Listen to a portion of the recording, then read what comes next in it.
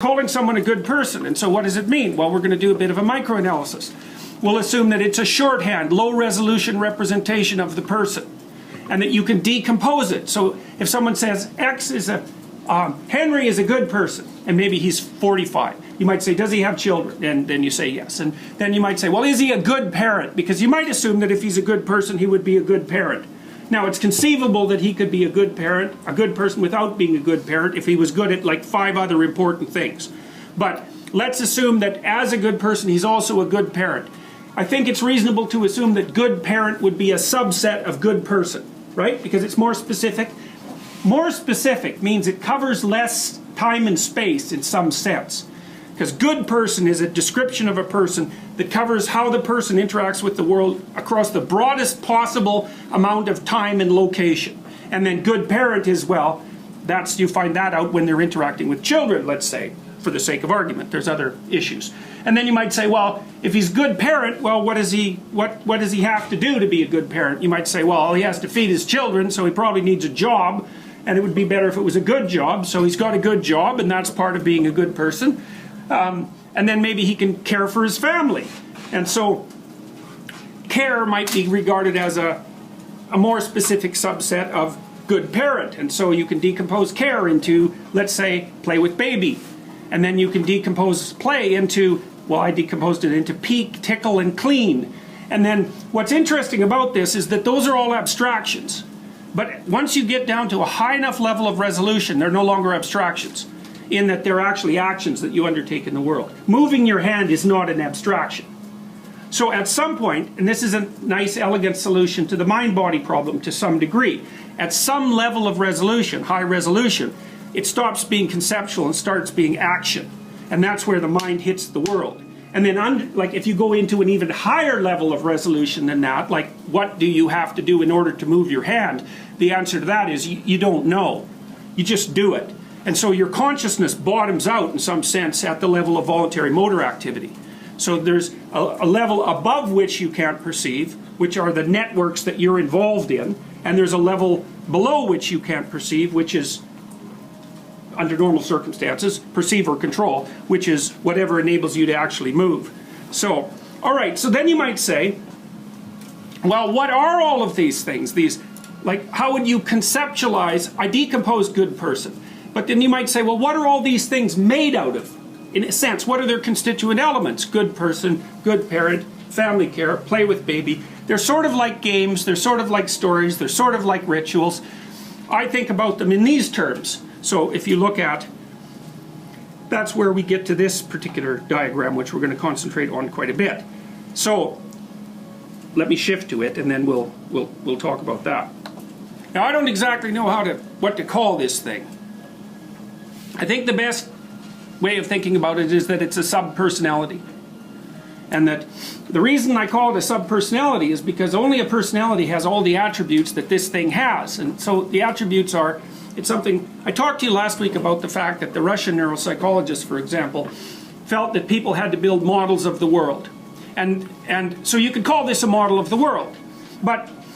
And so the reason they suspected that was because if you brought someone, I think I ran through this, if you bring someone into a laboratory and you play them a tone, when they first hear the tone, they manifest an orienting reflex, which is a change in skin conductance, and that's actually a consequence of neurological activity. And then if you play the tone a bunch, they stop having that reaction, and then if you vary the tone on any perceptible dimension, the orienting reflex returns. And so the inference from that was, well, obviously, the person must be constructing a model of the tone, because otherwise how would they know if something deviated from it, especially on all those dimensions? So not only is it a model, it's a multi-dimensional model.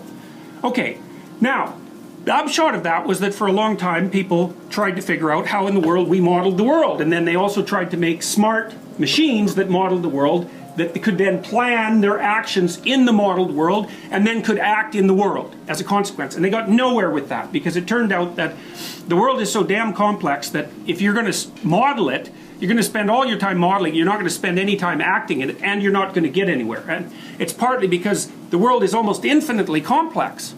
And so if you're trying to get a computer to look at the world, you might say, well, what is the computer supposed to look at? Everything. Well, no. I mean, you look at a lot in some ways and not very much in others, and half your brain is dedicated, roughly speaking, to visual processing, you know, and then you've got your other senses to help you figure out what's going on. But you don't build a model of the whole world. You don't build any model at all of the parts of the world that aren't relevant to you. So, for example, your model of this floor is very low resolution. If I took you guys out in the hallway, assuming the hallway floor isn't the same color, and I said, what was the color of this floor? You would not be able to tell me. And the reason for that is, who cares? It could be shifting color all the time while you're sitting here, you know, subtly, and you're not going to care. And the reason for that is you're not falling through it, and it isn't moving. And so it's like an invisible presupposition of your current knowledge structure. And there's all sorts of things going on around you that are like that. You don't pay attention to the walls. You really don't pay attention to the people that are around you. You know, they could sort themselves in a different way. You wouldn't notice unless you know the person. There's all sorts of things that you don't model. Now, you've all seen the invisible gorilla video, I presume. Everyone's seen that. Is there anyone here who hasn't seen that video?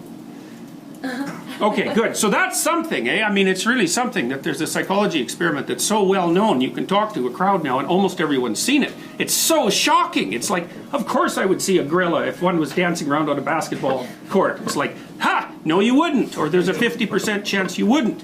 Now the reason for that is, fundamentally speaking, is that you're given a task when you watch that video. And the task is to count the number of times the ball is thrown by the team in black. And so all of a sudden your perceptual systems reorient themselves, and you're actually not really looking at people. You're looking at something that might be like animated stick figures who are engaged momentarily in moving the object of perceptual importance around. And so you can blur them out, which you do, because obviously you can't tell the difference between a gorilla and the person dressed in black. And the reason you can't is you don't need to. In order to fulfill the task, you can treat all the people like vaguely moving black objects. And as long as that doesn't interfere with your counting, then it's irrelevant. And so actually you don't build a model of the whole world. And you build a model of only the parts of the world that are relevant to your ongoing micro-action. Now, the problem that brings up is, how do you know what's relevant? And well, that's a tough question. And I would say the reason that you know what's relevant is because some things don't change over time, and you've been evolving through 3.5 billion years. So you've built yourself, if we go back to that other diagram, you imagine the levels there, from the micro activities to the abstractions. You think about how much building had to go in before you could undertake those micro actions.